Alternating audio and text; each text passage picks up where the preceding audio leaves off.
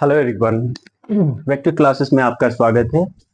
आज के लेक्चर में हम लोग पढ़ेंगे करंट इलेक्ट्रिसिटी के बारे में। यह क्लास 12th फिजिक्स का चैप्टर नंबर 3। सबसे पहले हम लोग आते हैं व्हाट इज करंट। करंट क्या है?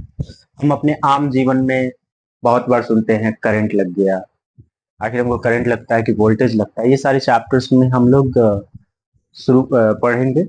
सबसे पहले इसके बेसिक्स जो डिफिनेशन करंट्स के बारे में उसको हम जानना प्रारंभ करेंगे। पहला जो है current, the rate of flow of charge with respect to time is called current. अब यहाँ पे चार्ज की बात की गई है। कौन सा चार्ज?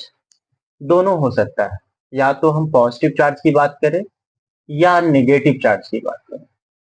ठीक है, दोनों करंट की ही बात करता है। एक्चुअल में करंट क्या है? फ्लो ऑफ चार्ज है, आइदर वो पॉजिटिव हो या निगेटिव हो, उससे हमें कोई फर्क नहीं पड़ता। फिर इसी तरह हम करंट का जो फॉर्मूला हो सकता है, electric current is equals to charge upon time is equals to Q upon T. इसका जो एसआई यूनिट है एम्पियर है, और इसको हम डिनोट करते हैं, it is denoted by capital I.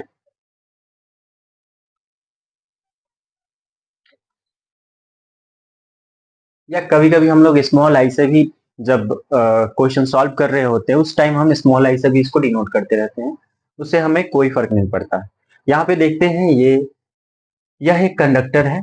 जो तार होती है वो कंडक्टर की बात करें, वो सिलेंड्रिकल रूप में होता है। यहाँ से बड़ा सा दिखाया जा रहा है, जूम करके दिखाया जा रहा है कि इसमें कैसे इलेक्ट्रॉन फ्लो कर रहे हैं।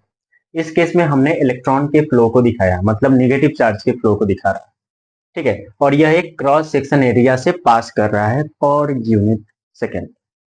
एक सेकेंड में कितना इलेक्ट्रॉन इसमें से पास कर जाएगा? कहीं भी आप एक क्रॉस सेक्शन एरिया ले ले, वहां से कितना पास कर जाएगा, यही है करंट। अब आते हैं नेक्स्ट जो हमारा टॉपिक आ जाएगा वह 1 एम्पियर को है। तो 1 एम्पियर को कैसे डिफाइन करते हैं? कभी कभी ये एक नंबर के क्वेश्चन में डिफाइन करने के लिए, लिखने के लिए आ जाता है व्हाट इज 1 एम्पियर। देन कैसे करेंगे? सिंपली है, यहाँ पे चार्ज अपॉन टाइम है। अगर चार्ज के जगह पे 1 कूलम रख दे और टाइम के जगह पे 1 सेकेंड रख दे, तो हमारा जो आउटपुट होगा 1 एम्पियर को होगा। अब इसको हम सेंटेंस में कैसे लिखते हैं, शब्दों में कैसे लिखते हैं? तो यहां देखा जाए, when an unit charge of 1 coulomb passes through a cross section area in 1 second is called 1 ampere. कि जब किसी वायर से, किसी कंडक्टर से 1 सेकेंड में 1 कूलम पास करता है, तो उसे हम क्या कहेंगे? 1 एम्पियर कहेंगे। ठीक है, अब आगे आते हैं। हमारे पास दो तरह के करंट, करंट को जब हम डिफाइन करते हैं तो दो टाइप से हम डिफाइन करते हैं। कभी कभी उसको हम भाषा में कहते हैं इलेक्ट्रॉनिक करंट, कभी कभी हम उसको कहते हैं कन्वेंशनल करंट। जब हम इलेक्ट्रिकल सर्किट पढ़ेंगे तो वहां पे हम कन्वेंशनल करंट की बात करते हैं। देखो, सबसे पहले हम अगर देखा जाए तो इलेक्ट्रॉन और प्रोटॉन में, दोनों में देखा जाए तो प्रोटॉन न्यूक्लियस में होता है, भारी होता है और मूव करने के लिए फ्री नहीं होता है। ठीक है, जैसे कि हम लोग बोर्ड से एटॉमिक मॉडल में हम लोगों ने पढ़ा है कि वहां पे क्या होता है, बीच में किसी भी एटम के बीच में न्यूक्लियस में प्रोटॉन होते हैं और इलेक्ट्रॉन ही इधर उधर से मूव करते हैं। तो हम अगर देखा जाए तो एक्चुअली में इलेक्ट्रॉन ही मूव कर रहे हैं। ठीक है, तो इलेक्ट्रॉनिक करंट हम उसे कहेंगे the rate of flow of electron with respect to time in any close circuit. कभी भी करंट कहां फ्लो करेगा? यहां फ्लो करेगा, क्लोज सर्किट में। ये इंपॉर्टेंट है। ओपन सर्किट में करंट फ्लो नहीं करेगा।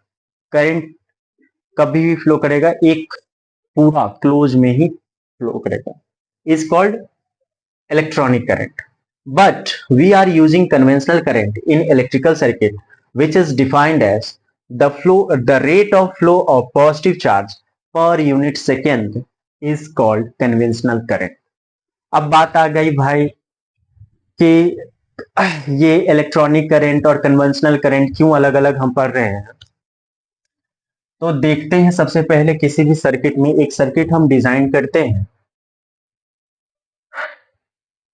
इस तरह से है। यहाँ पे हमारे पास एक कंडक्टर हो गया, ठीक है। अब कंडक्टर में क्या होंगे, इलेक्ट्रॉन फ्री होंगे, फ्री इलेक्ट्रॉन ही मूव करेंगे एक्चुअल में। अब इसमें बहुत सारे इलेक्ट्रॉन्स होंगे, हम इलेक्ट्रॉन्स को डिजाइन करेंगे।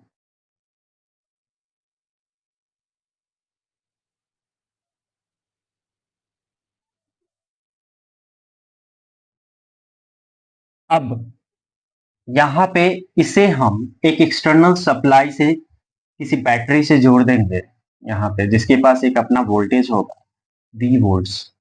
ठीक है। ये वाला जो टर्मिनल होगा पॉजिटिव टर्मिनल, ये वाला जो टर्मिनल होगा नेगेटिव टर्मिनल होगा। अब देखा जाए तो इलेक्ट्रॉन के केस में अगर हम बात करते हैं तो क्या कह सकते हैं, करंट हम इस तरह से होगा। इलेक्ट्रॉन के केस में ये जो पॉजिटिव वोल्टेज है ये इस नेगेटिव वाले, तो इससे क्या होगा, यहां से यहां तक ये पॉजिटिव हो जाएगा, इधर वाला पूरा यहां तक नेगेटिव हो जाएगा।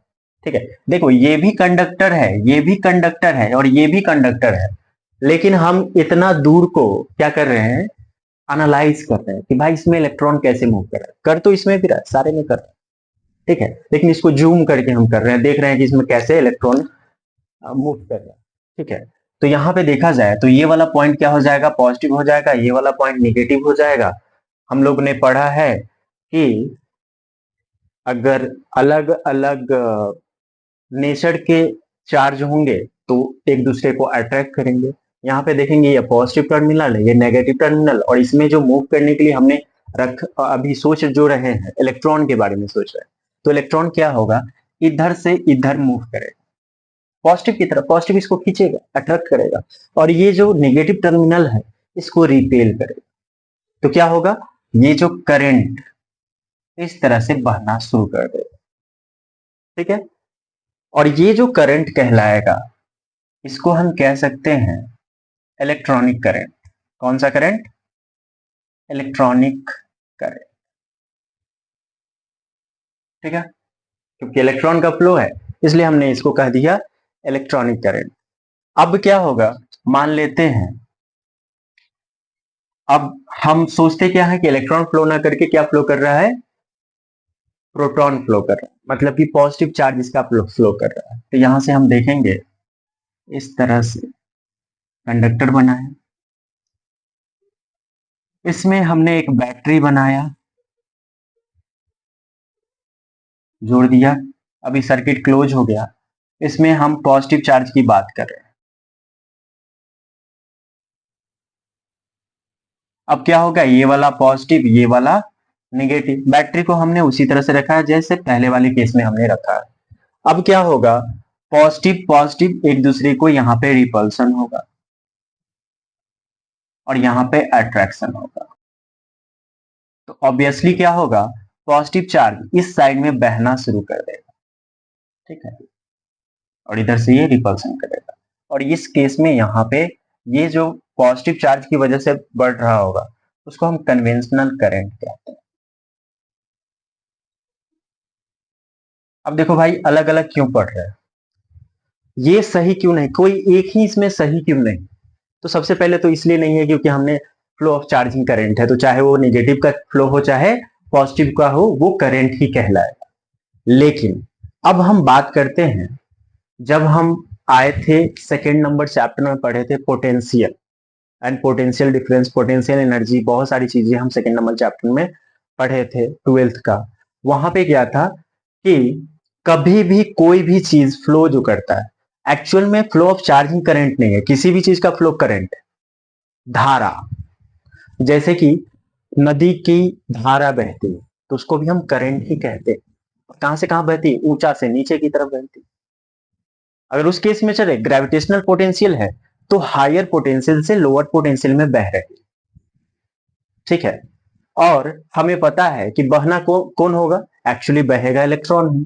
लेकिन कन्वेंशनली हम जानते हैं कि कोई भी चीज बहता कब है, कोई भी चीज में करंट कब आता है, तब आता है जब वो हायर पोटेंशियल से लोअर पोटेंशियल की ओर बहेगा, ना कि लोअर पोटेंशियल से हायर पोटेंशियल की ओर बहेगा।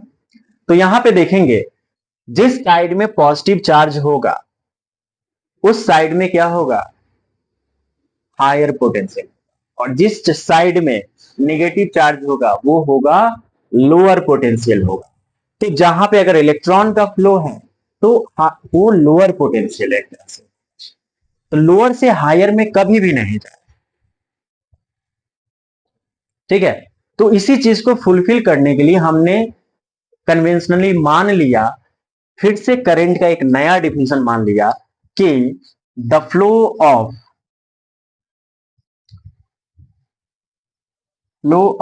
Electric electron in any closed circuit is called current, but the direction of current is opposite to flow of electron। ये फाइनल डेफिनेशन करंट का अगर देखा जाए, this one is final definition. हमें क्या पता है, शुरू में हमने पढ़ा करंट क्या है, the rate of flow of charge in any close circuit with respect to time is called current. ठीक है, फिर हमने पढ़ा क्या कि दो तरह से, एक इलेक्ट्रॉनिक करंट है, इलेक्ट्रॉन का फ्लो इलेक्ट्रॉनिक करंट, फिर एक कन्वेंशनल करंट, प्रोटॉन का फ्लो, पॉजिटिव चार्ज का फ्लो कन्वेंशनल करंट हो गया। फिर हमने इसमें दिखाया कैसे कैसे बह रहा है। फिर लास्टली हमें अनुभव हुआ कि क्या है, जो प्रोटॉन होगा वो भारी भी होगा, न्यूक्लियस में भी होगा, वो फ्री नहीं होगा मूव करने के लिए। कौन फ्री होगा, इलेक्ट्रॉन ही फ्री होगा। और किसी भी एटम में इलेक्ट्रॉन ही, उसके इलेक्ट्रॉन ही, फ्री इलेक्ट्रॉन ही क्या करते हैं, करंट को फ्लो करवाते हैं। तो हमको इतना पता है, तो एक्चुअल में क्या होगा, इलेक्ट्रॉन ही फ्लो करेगा, तो flow of electron he current होगा। लेकिन हमें कन्वेंशनली क्या पता है कि ये विरोधाभास पैदा कर रहा था, क्योंकि हमारे नेचर में क्या है, कोई भी चीज बहता कहां से है, हायर पोटेंशियल से लोअर पोटेंशियल की ओर बहता है। लेकिन यहाँ पे क्या था, लोअर पोटेंशियल से हायर पोटेंशियल की ओर बह रहा। तो वैज्ञानिकों ने एक कन्वेंशन किया, एक माना कि हाँ, हमेशा क्या होगा, हायर पोटेंशियल से लोअर पोटेंशियल की ओर होगा। और एक नया डिफिनेशन हमारे पास आया, the flow of electron in any close circuit is called current, but the direction of current is opposite to flow of electron. आज के लेक्चर में हम लोग इतना ही जानेंगे, फिर अगले लेक्चर में इसके बारे में फिर आगे जानेंगे, आगे जो टॉपिक्स है उसके बारे में पढ़ेंगे। Thank you.